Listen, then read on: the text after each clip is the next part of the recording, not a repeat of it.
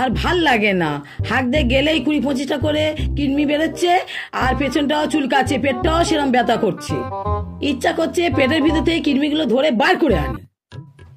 মা মা আমি আপনার জন্য কৃমির ওষুধ আনছি এই জলের ভিতর করে।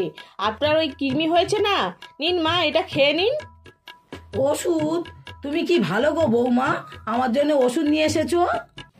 কিন্তু তুমি আবার এত তাড়াতাড়ি ওষুধ কোত্থেকে পেলে বৌমা? আরে মা, আপনি ওটা খান না, বলছি তো, ওটা খেলে আপনার সব কৃমি একেবারে বের হয়ে যাবে।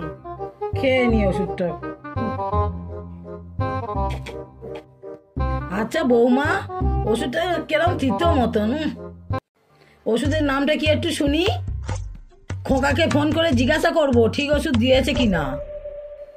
ও মা, ওটা হলো সেই কুকুরে ছাগলের কৃমি হওয়ার ওষুধ ভিব্রিক, যেটা খেলে আপনার পেটের সব কৃমি বেরিয়ে যাবে।